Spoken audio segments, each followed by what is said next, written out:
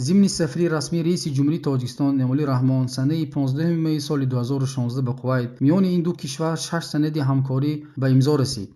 بنابر اطلاع خدمات مطبوعاتی امالی رحمان بین تاجیکستان و کویت در مشورت‌های وزارت کارهای خارجی هر دو جانب اوید مسئله‌های امنیت، علم و معارف، خطسیری هوایی، اینچنین کشاورزی سندهای همکاری به امضا رسید. قبل از این بین جمهوری تاجیکستان و کویت 11 سند همکاری به امضا رسیده بود. حالا شماره آن به 17 رسید. در این سفر کاری امالی رحمان با امیر کویت شیخ الصباح الاحمد الجابر الصباح، با والی شاهزاده شیخ نواف الاحمد الجابر الصباح و با دیگر منصبداران دولت کویت ملاقات و گفتگو برگزار نمود. در واخریا اساساً درباره رشد همکاری‌های دو جانبه، برخصوص در ساحه اقتصاد و سودا، اشتراک در تطبیق لایحه‌های انرژی، راه و انفراساختاری سخنرانی کرده شد. باید قید کرد که آغاز بحران اقتصادی در روسیه به وضعیت اقتصادی تاجیکستان با طور جدی تاثیر رسانید.